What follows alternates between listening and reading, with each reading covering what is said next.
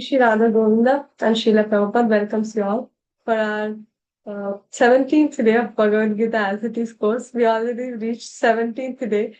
So, by the grace of Krishna and Srila Prabhupada. So, these courses are offered by ISKCON Mangaluru under the directions of His Grace Namanishta Prabhu. And these courses are based on the teachings of His Divine Grace A.C. Bhaktivedanta Swami Srila Prabhupada, who is the founder and Acharya of ISKCON. So today we are going to see 17th chapter, Shraddharthya Vibhaga Yoga, the divisions of faith. Faith means Shraddha, the Dhrida Shraddha. So the three kinds of faith that we're going to see, and food, sacrifice, austerity, and charity in the three modes, and conclusion, Om Tat Sat. So we're going to see all that. Om.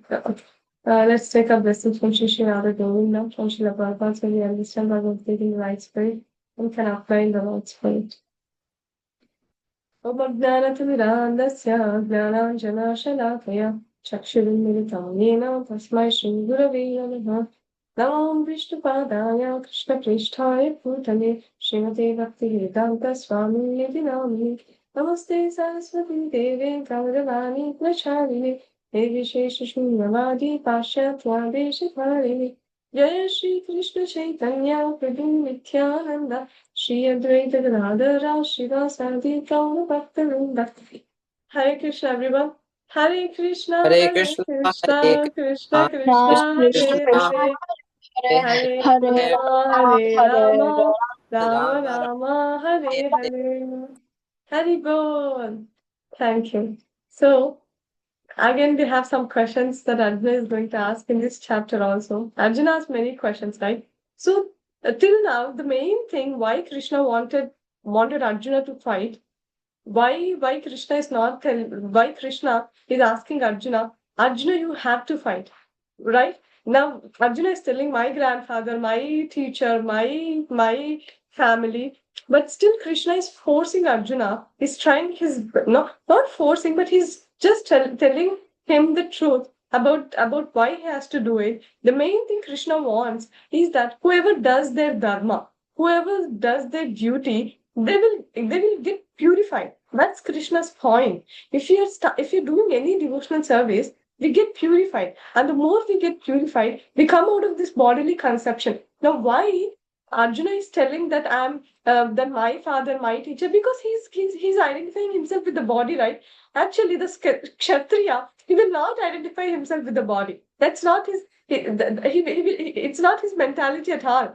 But Arjuna is put in such a situation for all of us, because we all think that we are the body, right?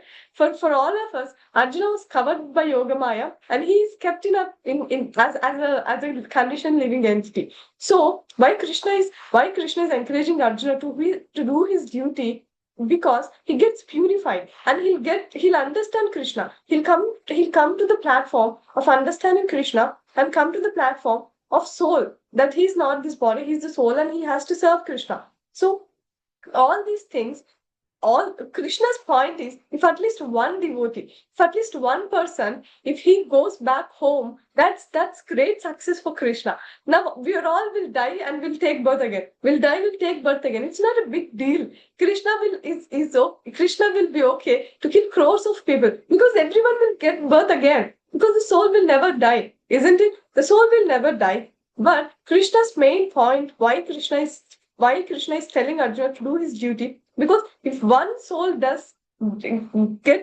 back, if one soul, if he can go back home, back to Godhead, that's a great success for Krishna. So this whole Bhagavad Gita that Krishna is trying, this is very basic. This is the very basic thing that we need to understand from Bhagavad Gita. Or else, after hearing whole Bhagavad Gita, we don't understand why Krishna is forcing Arjuna to take up this yuddha, this battle. Krishna also knows there millions of people are going to die. But why Krishna is forcing Arjuna to do? Because if at least one soul, if Arjuna, if he is doing his duty, we should do our duty without any like we should not be very happy or sad while we are doing it. That's also there.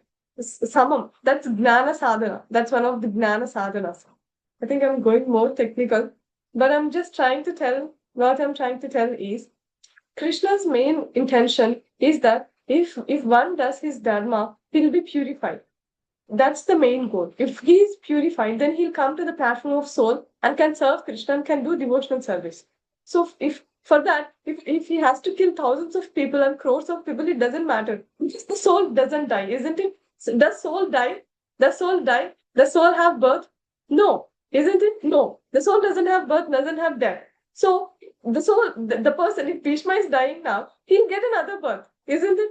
And Dronacharya will get another birth. So because the main point is if one person comes to the platform of soul and comes to the platform of servant of Krishna, that's a very great success. Actually, it's told if we become pure devotees and if we are going back home, right? If you are going back, now we are in the Bhuloka, right? If you are going back, all the other planet systems, all the Devi Devatas, they'll shower flowers on the living entity because the living entity is going back home. It's a very big celebration to all the people whoever it's a one in a million, not in a million, in a trillion, I think, to go back home, back to Godhead. It requires a lot of what surrender to Krishna, that Krishna can protect me. So that's the main goal. Krishna's main goal is to purify the living entity. Why we are doing dharma? Nowadays, people are hardly bothering about their dharma. I just want my happiness. Whatever come what may, I just want my happiness. If people are dying, it's okay, let them die, but I want to be peaceful at my place. They're not even bothering about the dharma, but that's very wrong. That's why we are more and more we are more and more engrossed in this material bodily consciousness. The more we do our duty, whatever duty that we have, and doing every activity as a sacrifice, as a yagna, doing every activity as a yagna. Yagna means offering it to Krishna. Krishna Arpanamastu.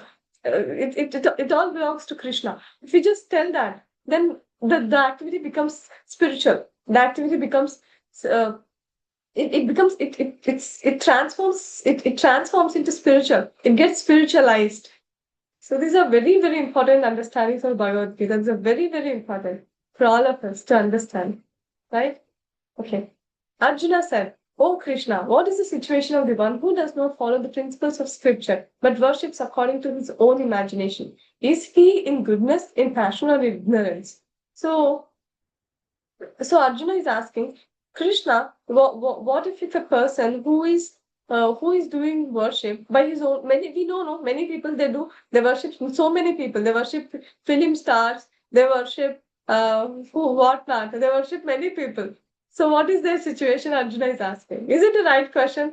It's an interesting question, right? Mm, Tanya, you want to read this?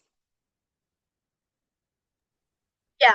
The Supreme Lord said, according to the modes of nature acquired by the embodied soul, one's faith can be of three kinds goddesses, passion or ignorance. Now hear about these.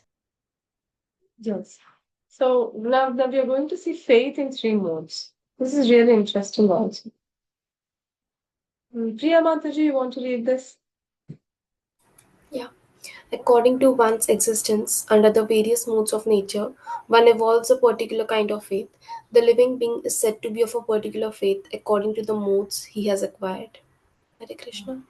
Thank you, Mataji. So what Krishna is telling here, Krishna is telling how who will have faith on what.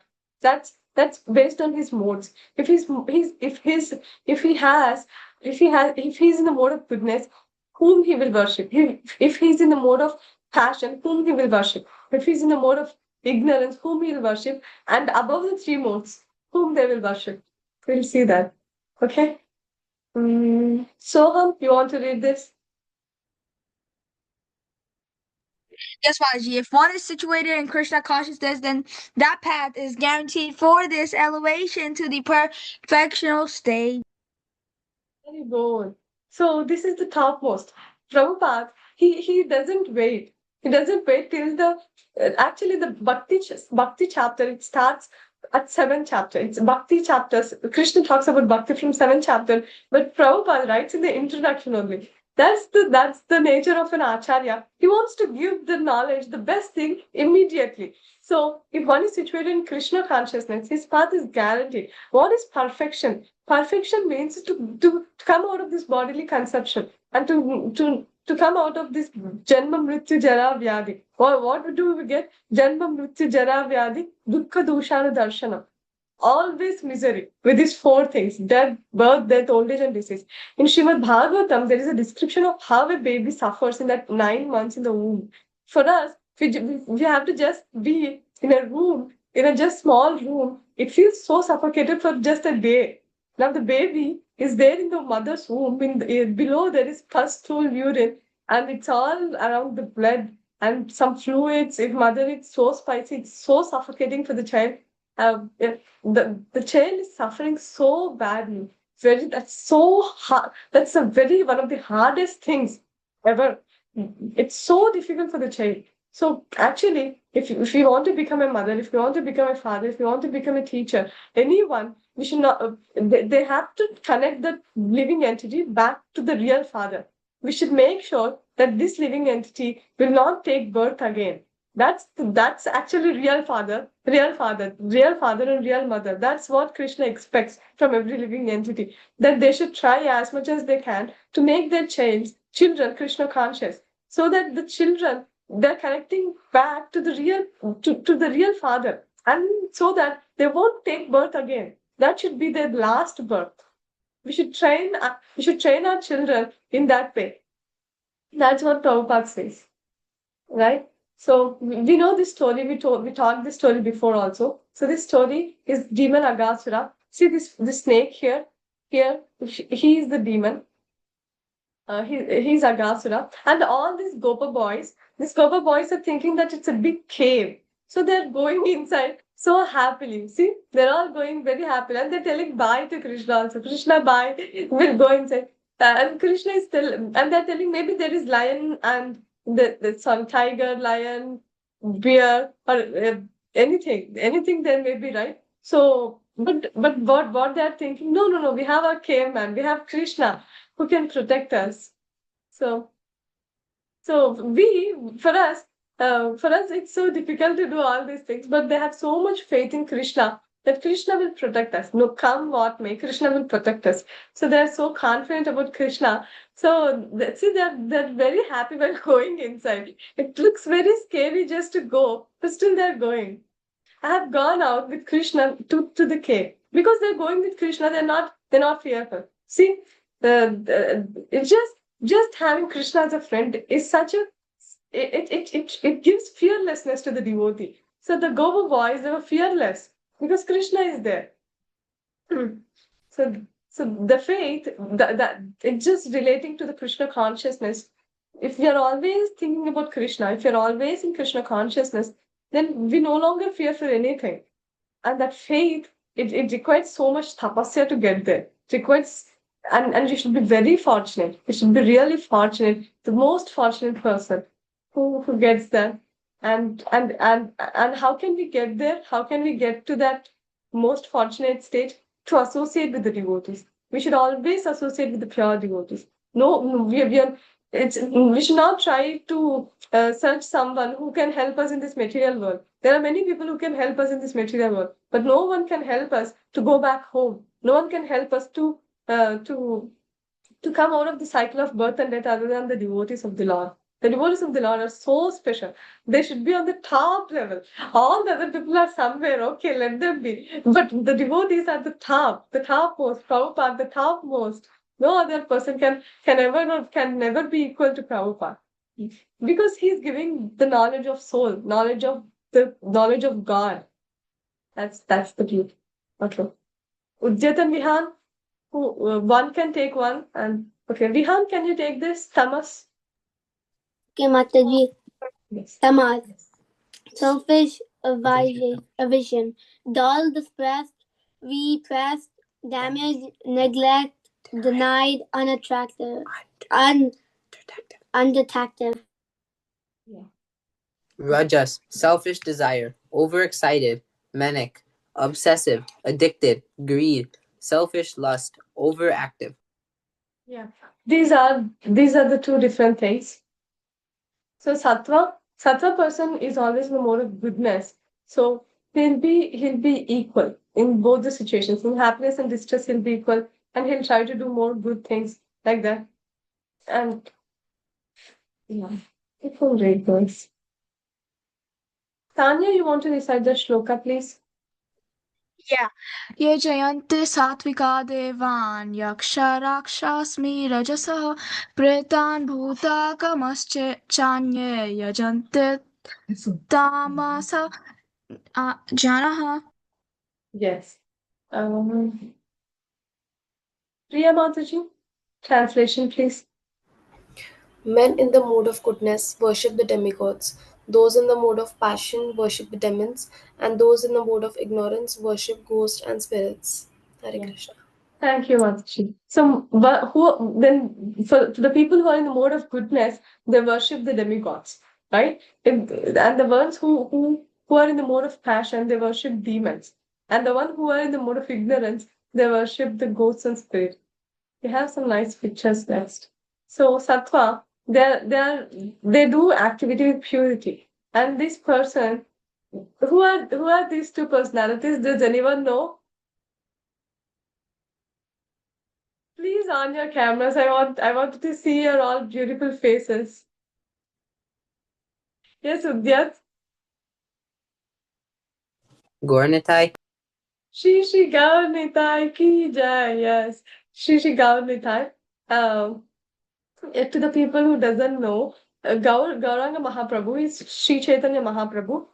His name, he got Gauranga because he's Gaura. He's white in color. White means Gaura Varnam. So that's why his call is Gauranga Mahaprabhu. And Nityananda Prabhu is Lord Balaram. He came in the Kali Yuga as Nityananda Prabhu. So we have in many ISKCON temples, we have Shri Gaur Nitai deities. And tomorrow is Balaram Jayanti. Tomorrow is Lord Balaram's birthday. I'm very excited about it. I don't know. It's such a special event, right? So next, Rajas. So the person who is in Sattva, they do things with purity. So they worship God. And the person who is in Tamas, they worship these demons. So they do animal sacrifice. And it's all passion and activity, right? And the person who is ignorant, see, they do worship for bhutas and pretas. Does anyone know about these people? Know about these ignorant people doing black magic and things like that? Very bad. It's doing worship in the mode of ignorance because their faith is in that. Oh, if I do black magic, then for now they may think that it's okay, but next life they have to take the repercussion. They don't. Next life they will think, oh, I'm such a nice person. Why it's happening to me? They did that in this previous life, so they're suffering now. That's the sad thing. Yeah. Ujjit, you want to read this? Yes, Mataji. Those who undergo severe austerities and penances not recommended in the scriptures, performing them out of pride, egoism, lust, and attachment, who are impelled by passion and who torture their bodily organs as well as the supersoul dwelling within, are known as demons. Yeah. Thank you. So Krishna is giving the definition of demon also. Who is demon? Demon is a person who does any activity to torture himself. It's like they're torturing their own body. So this is demoniac, Krishna says. So we think that it's something cool. People try to do many things. People think, oh, it's really cool to do all these things, but it's not good because they don't read Bhagavad Gita. They doesn't know all these things. They don't have to do all this they don't have to torture their body so much. Actually, this body is also not ours. It's given to us. For the soul, the body is also given. It's actually our duty to protect the body also. Till the time that we are in this body, it's our duty. It's our duty to make sure it's working. It's there in a proper condition. Like any machine, like a washing machine or any machine that we have, we'll use it properly, right? We don't want to make it. We don't want to spoil it. So the body is also like a machine. So we should use this body properly. this person. See how ugra karma, how hard it is. All these things, Krishna will not be happy seeing their children to suffer like this. It's very sad for Krishna to see all this. But the soul, it's thinking that it has to do something and it does all these things. It's not at all good because it's not recommended by the scriptures. Because they don't read Bhagavad Gita, they doesn't know this. So we see many people doing many random things because they doesn't have that information or knowledge of what is right and what is wrong. But in Bhagavad Gita, Krishna talks about all these things. Okay. This is also very nice. We already saw this before. Vihan, I think it's a little big. Can you try, Vihan? Okay, Mataji. Foods in the mode of goodness increase the duration of life, purify one's existence, and give strength, health, happiness, and satisfaction. Some nourishing foods are sweet, juicy, fattening, and palatable foods that are too bitter, too sour, salty, brilliant, dry, and hot, are liked by people in the modes of passion. Such foods called pains, distress, and deceit. Foods cooked more than 3 hours being eaten, which is tasteless, stale, putrid, decomposed, and unclean, is food liked by the mode of ignorance. Yeah. So here we are talking about the foods in the three modes. So we saw this before also, but the main thing is it increases the duration of life and it purifies one's existence and gives strength, health, happiness, and satisfaction. Such nourishing foods are sweet, juicy, fattening, and palatable. Actually, there is like different grades. Sweetness should be more Madhura rasa. It's there in Ayurvedic that I heard recently that Madhura rasa should be more. So that's why rice and any grains, it has sweetness in it. So that's why we'll take more quantity of that. And then next some little sour one, and then little like more spicy, and then all will decrease the quantity like that. And the person who is in the sattva guna, they'll live longer and they'll maintain their body properly. But the person who is in the Rajasic and Tamasic is very bad. Actually, the person who is in the Rajasic also, it causes pain, distress, and disease. Right? If the undigested food is there in the stomach for a long time, then that enters into the bloodstream and that affects the body in a long run.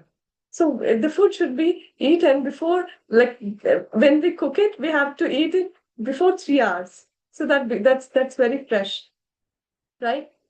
Food we consume is broken into three components: grossest ingredient, stool, and the middling ingredient absorbed into flesh, and the subtlest ingredient is absorbed into mind. So what we eat, what we are is what we eat. If we are eating all the nonsense things, then that affects our consciousness also. Actually, for us, if the consciousness also depends on the person who is cooking. So the consciousness also involves in the dish. Does anyone heard this before? Right? We heard this that the consciousness of a person who is cooking, it's there in the dish, and when we are eating it, the mind absorbs that subtly. And so we always take Krishna Prasadam. Krishna Prasadam means we just cook food and we offer it to Krishna, and then we take it back and we mix it with the rice. Now if we cook rice and dal today, then we'll take some rice and we'll take some dal and we'll take a new plate for Krishna and we'll put rice and dal for Krishna and we'll offer it to Krishna, and then we'll tell Krishna to eat it, and then we'll tell Hare Krishna Mahamantra and we'll come out and we'll be there. We will wait for Krishna to eat for maybe 2 minutes or 3 minutes if you are in rush, or maybe 5 minutes if you're not in rush. And then you can knock the door for Krishna to just ask Krishna whether he finished or not. We can just knock the door and we enter and we take the food back, and then we mix in the rice bowl. We'll mix the rice that Krishna has eaten and we'll mix it, and the dal, we'll mix the dal that Krishna has eaten into the dal bowl, and that becomes prasad. Right? That's a food offered as a sacrifice, and that's prasadam. Who eats prasadam in this class every day? Vihana and Ujjat eats. Hari bol. Hari bol. Tanya and Soham, sometimes? Always? Sometimes what? Can you repeat the question? Prasadam? Prasadam? You eat always prasadam? Yeah. Yes. Hari bol. Hari bol. Yeah. Priya Mataji, how about you? Yes, sometimes. Hari bol. Yeah. So this preparing bhog for Krishna, cooking with good consciousness, offering it to Krishna with love and devotion. Correct mood for offering. The mood should be bhaktya. Krishna doesn't eat our chapati, our dal, our rice. Krishna has everything. There are there are like thousands and thousands of gopis that are there for cooking Krishna. Radharani should not repeat the dish. In Goloka, Radharani will not repeat the dish. Does anyone can guess how it would be? Radharani will not repeat a dish. Now Krishna ate something in the morning, he doesn't eat the same thing in the afternoon, and he'll never repeat it in his entire life. That's it. That's the thing that he eats, and then afternoon he eats some new things, and then in the dinner he eats some new things. So Krishna doesn't need our rice, chapati, dal. Krishna sees how much love we are offering. Bhavagrahi Janardana. Right? So the love and devotion is most important. Right? And correct mood of offering. And when we're taking prasadam, we don't say that we're taking prasadam. We are honoring prasadam. Because Krishna's remnants, they are Krishna's remnants and we are honoring it. We are respecting the prasadam also. Right? It's Mahaprasad. So of all sacrifices, that sacrifice performed according to duty and to scriptural rules and with no expectation of reward is of the nature of goodness.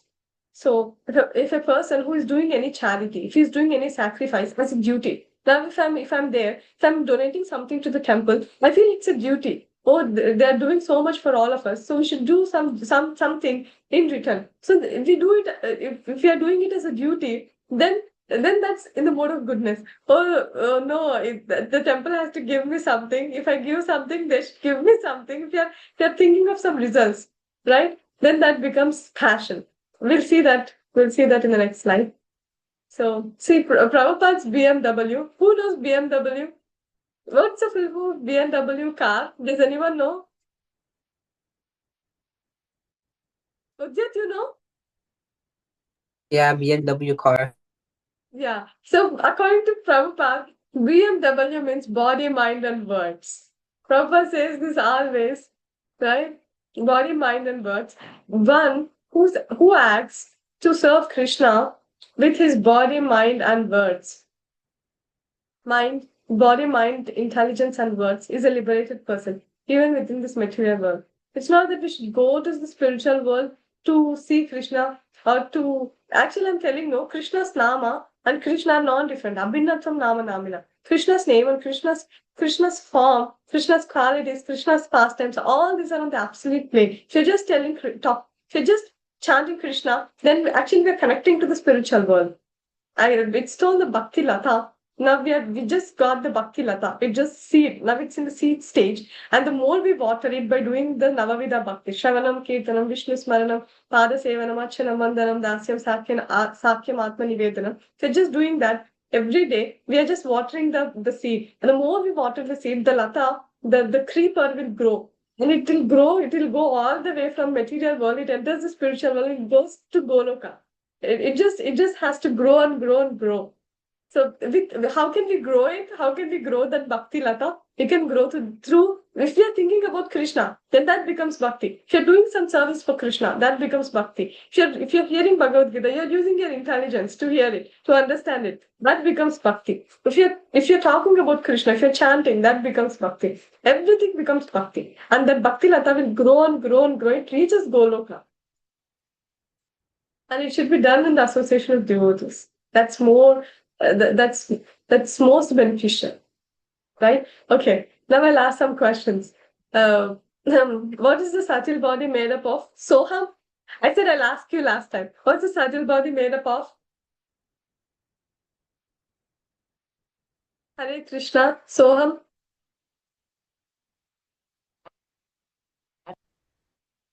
Intelligence, false ego. Intelligence, false ego. I missed the first one. Mind. Mind. Right. Thank you. And does anyone remember what's the soul made up of? Soul is a part and parcel of Krishna. That's a very important point. But what do you think the soul is made up of? Yes, Udya. Satchit Anand. Haribol, yes, Satchitananda. Soul is Satchitananda. Sat means eternal. It's eternal. There is no such thing called birth, growth. The soul will never grow. That's just the 10,000 tip of the hair.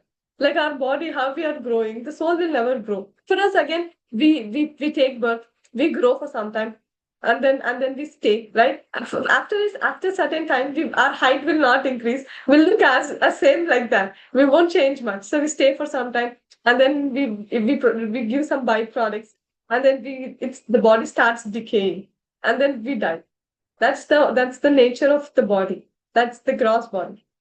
But the soul, it has none of these things. It has no birth only. It's there from beginningless, right?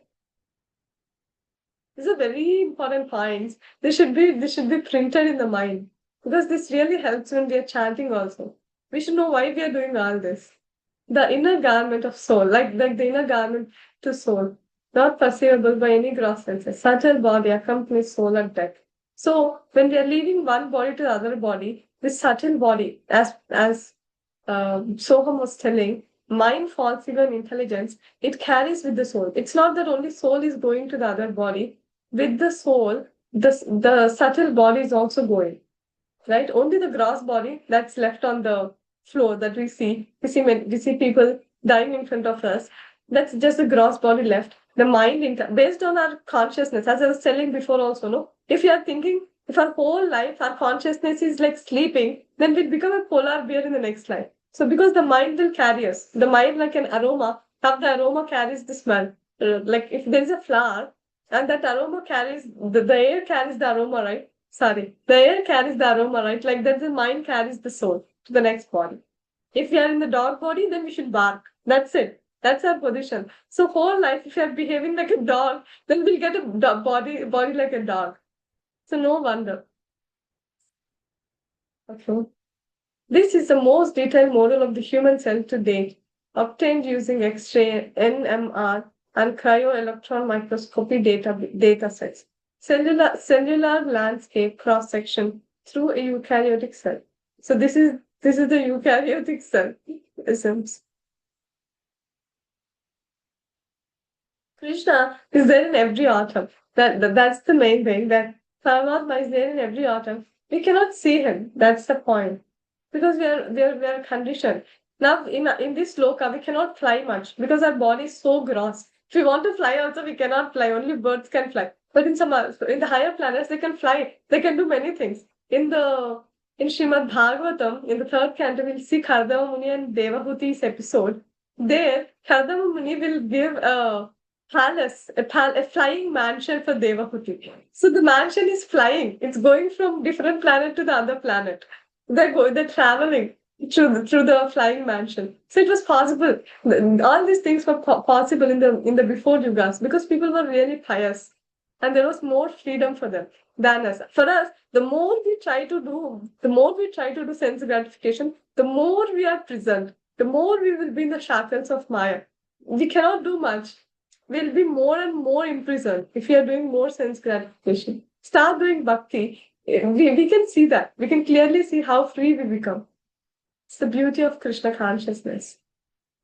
Because we are going to the person who is the boss of Maya, right? Krishna is the boss of Maya, isn't it? Krishna is controlling Maya. So if you're going to Krishna directly, if you're going to the chairman directly, what can these assistants do? They cannot do much, because chairman, we are directly having connection with the chairman.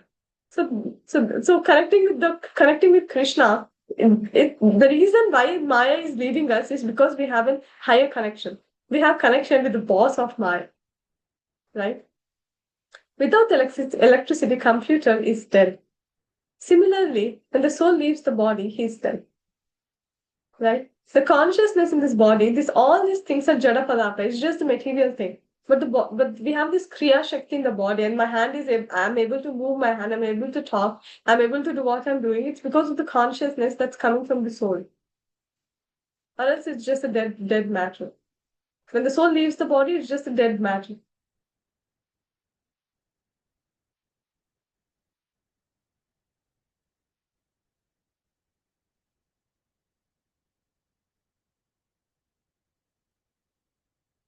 Priya Mataji, you want to read this? Yes. Sometimes people worship some demigod just to make money and then spend the money for recreation, ignoring the scriptural injunctions. Such ceremonial shows of religiosity are not accepted as genuine. They are all in the mode of darkness. They produce a demoniac mentality and do not benefit human society. Hare Krishna. Thank you, Mataji. So if they're just trying their whole life, if they're just spending, it's actually very unfortunate to just focus on money and enjoyment, recreation, ignoring scriptural things. It's all demoniac. We see most of the people in that stage only nowadays. It's very unfortunate. So now we are going to see the austerities of the body. The austerities of the body consists in this worship of the Supreme Lord, the Brahmanas, the spiritual master, and the superiors like father and mother. Cleanliness, simplicity, celibacy, and non-violence are also the austerities of the body. So Krishna will talk about the austerities of mind, the austerities of body, and many things in this chapter. So does anyone know what is this called? The one who is for the men, they're supposed to do this. What is this? Does anyone know? What do you call that?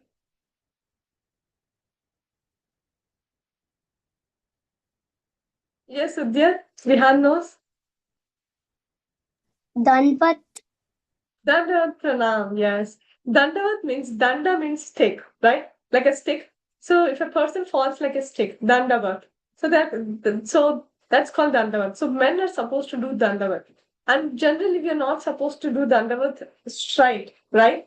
When we are doing dandavat to the Lord, we should not do it straight in front of the deity, like how Prabhu is doing here. We should do to the side, because when we are doing straight, we will show our feet to the devotees, right? That's not very recommended. So we are supposed to offer, and some it's also told that the heart is at the left side, right? So when we are offering, the heart goes towards the deities. So that's one thing that people say to offer like this. And Matajis, and the women, they're supposed to do Panchanga Pranam. Panchanga means five angas should touch the floor, two hands, two legs, and then head. So these five things, this is how Panchanga Pranam is. And I was hearing, what do we do this, right? Hare Krishna, we raise our arms. That is Sharanagati Pranam. So if you're not able to do any of these two, we can raise our both arms, like how Jai, like how Gaur does. So that is called Sharanagati Pranam. So if you're just raising our arms, so that's actually Pranam to the Lord, right? That's Sharanagati. You're the only person that you can protect me. It's like crying out, like a child crying out for a father, for a mother. That's the mood. And then we'll see the austerity of speech. Tanya, you want to read this?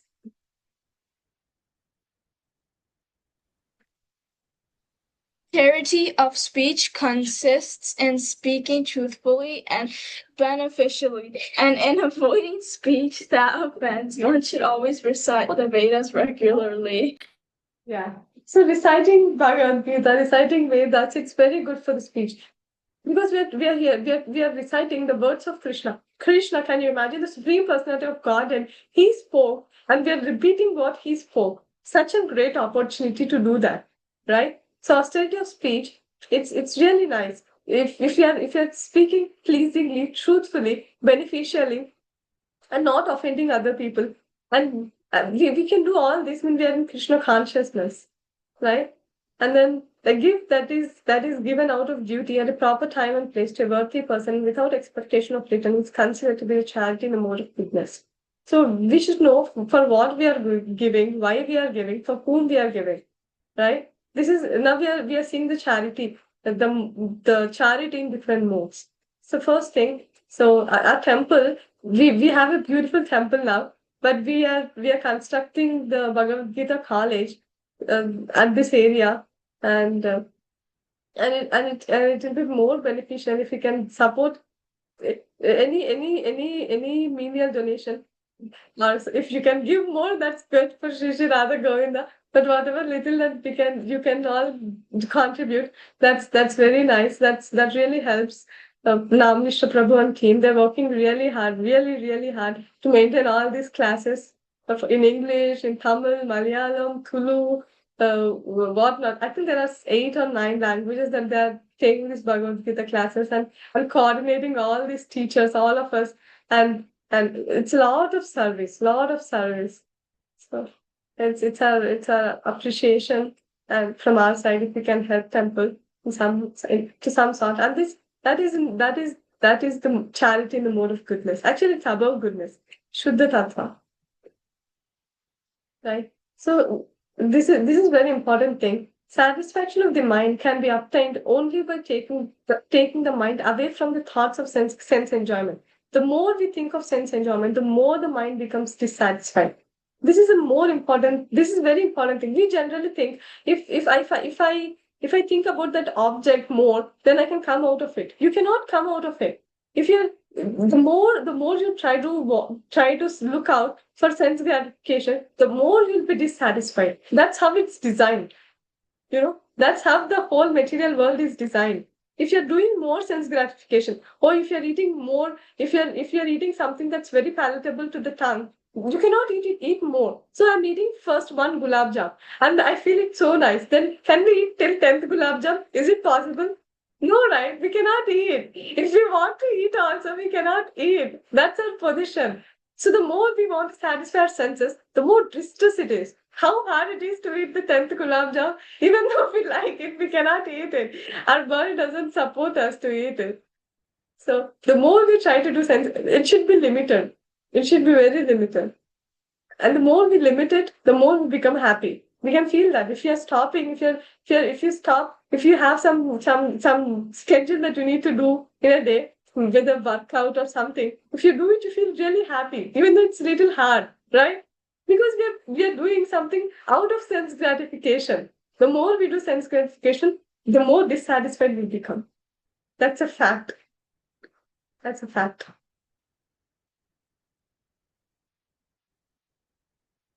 Very distressful.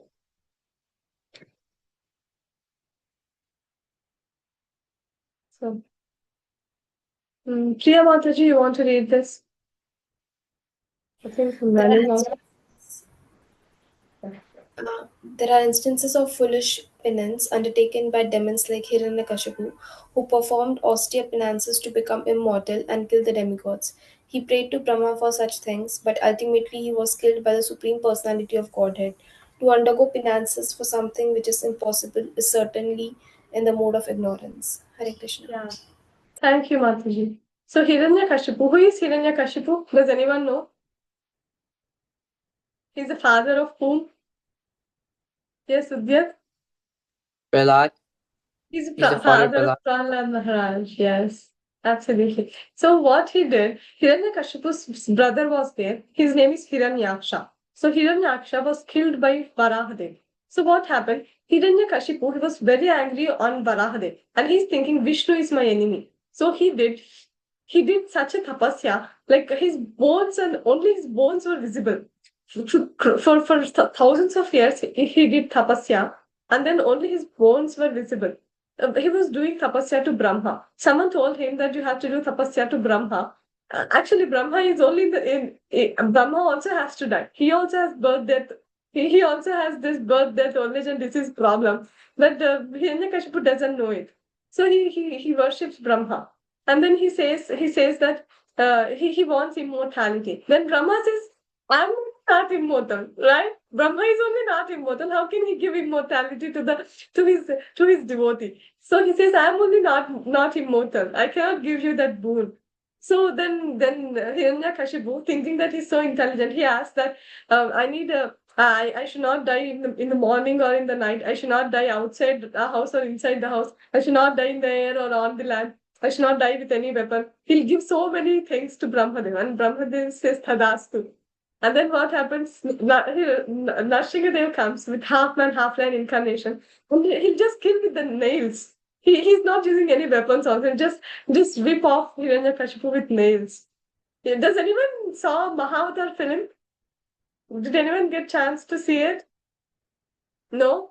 Oh, I really want to say it. Mahavatar film it's all about Narshingadev and Prahlad Maharaj. It recently released. It released on 25th.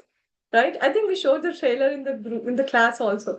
It's wonderful film. If you can watch it, please do watch it. I really wish I could watch it. I'll try to watch it somehow. Or else I'll try for the OTT when it comes in OTT. But it's really wonderful to see how Narshingadev will protect Prahalad, and then how Prahalad Maharaj offers prayers to Narshingadev. It's really wonderful episodes. It really touches our heart. Such a wonderful film in a sense. The reviews were also really nice. Does anyone here saw the reviews? Saw? Right? Yeah, it is really nice. It is really nice. And we have another story here. Udyat, you want to read this? Yes, Mataji. That gift which is given out of time, out of duty at the proper time and place to a worthy person and without expectation of return is considered to be charity in the mode of goodness. So here, do you know who this personality is here?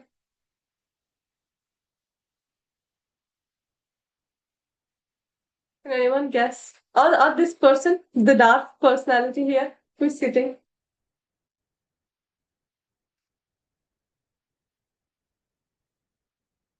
Yes, Udyat? You want to give it a try? Bali Maharaj. No. Yeah. Vasudev.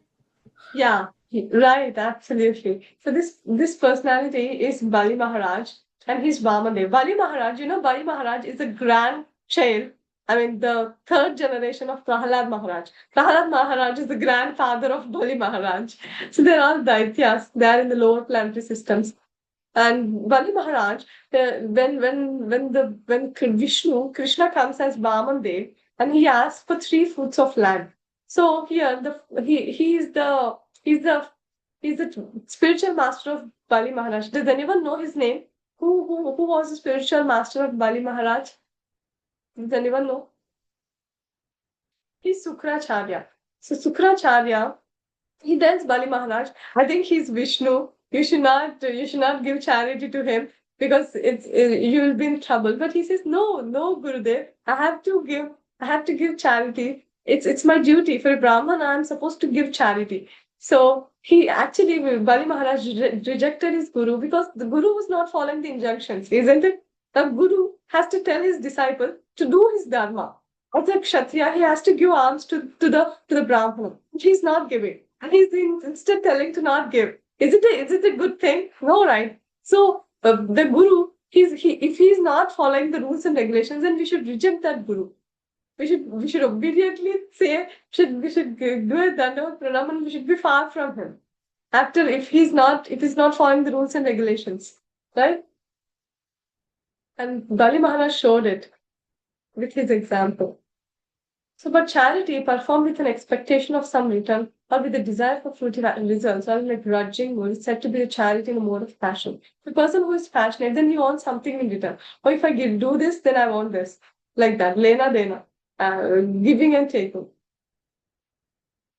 And the charity, if it's performed at an improper place and time and given to unworthy persons without respect and with contempt, is a charity in the mode of ignorance. See, this person is giving to a person who is an intoxicated person. This child, even though he's innocent, what's the problem? He has to share the karma about for whatever negative that he does. That if you are giving charity without knowing that person, who he is and what he's going to do with the money that we give, then the karma, if he's going and eating meat, and if he's going and he's drinking, then that karma, some part we also have to take. Because we were the cause for that person to do that, isn't it? That's there. If you know it, if you don't know it, you still have to take the karma and you have to take the repercussion. right? So we should be very careful whom we are giving, what we are giving. We should give it in a proper place at a proper time to a proper person. That's our responsibility, or else we have to take the karma. Right? These are some other details of how the process of cryonics works. This is about some mind thing, psychologically. So this is cheating death. Okay. Om Tat Sat. Priya Mataji, you want to read this? From the beginning of creation, the three syllables Om Tat Sat have been used to indicate the supreme absolute truth, Brahman. They were uttered by Brahmanas while chanting Vedic hymns and during sacrifices for the satisfaction of the Supreme. Hare Krishna. Thank you, Mataji. So, from the beginning of the creation, the three syllables, the Om Tat Sat. Om means also Krishna, right? In Om, actually it's A-U-M. Om. Om. It's A-U-M generally. But this is also right. Om Tat Sat. For most of the activities, whatever does, if they said Om Tat Sat, that is like Krishnarpanamastu.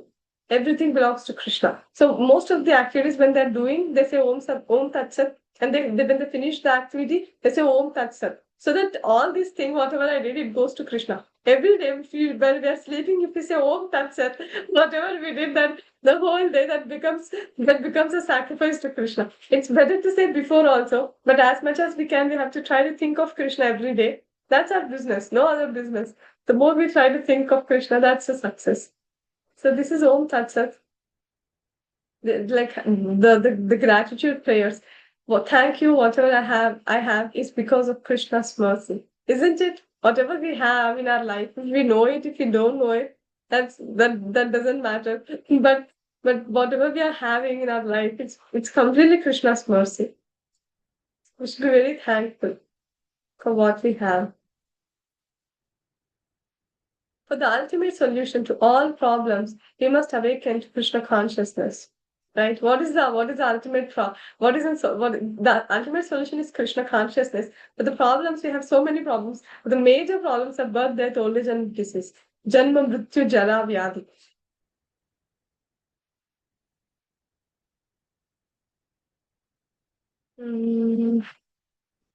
Soham, you want to read this?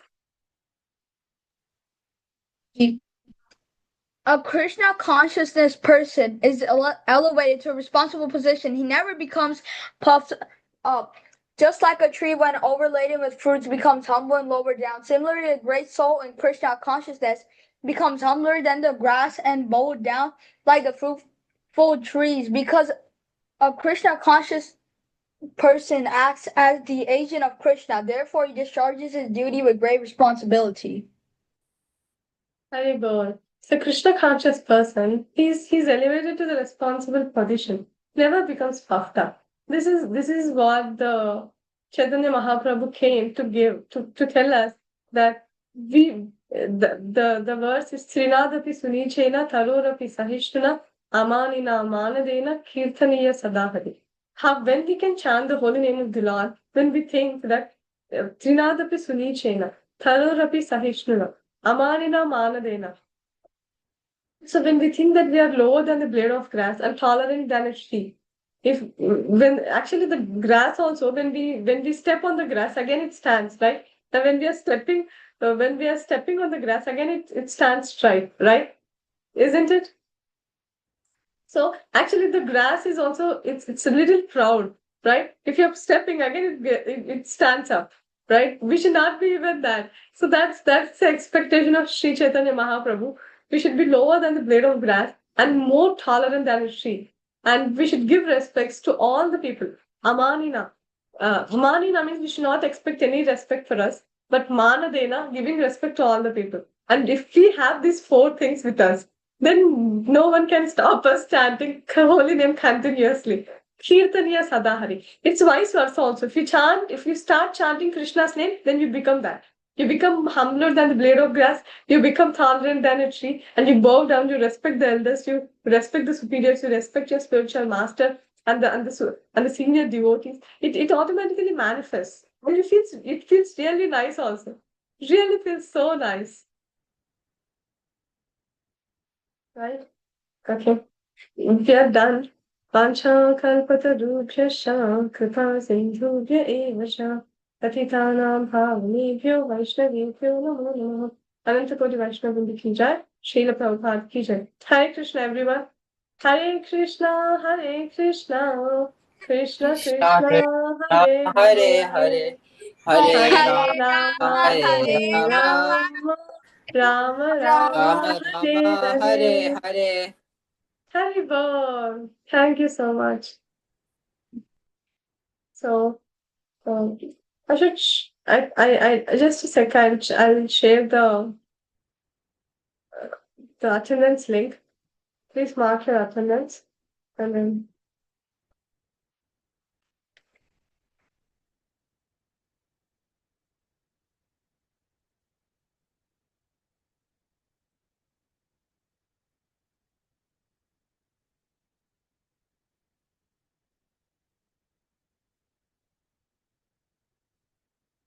all these chapters, there is not much philosophy, but it gives us so much information on how we should act, to know what's good and what's bad. That's very important. And next, 18th chapter, Krishna tells the ultimate thing. Till now, Krishna is telling for different, he's covering many audience. There are broad range of audience in this material world, right? So Krishna has to cover all of them. So Krishna is giving so many details about so many people. And then Krishna says in the 18th chapter what he wants. That's really interesting also. It and to get there also it's not easy. But Krishna at least tells the standard where we have to go, where we should set. That's nice.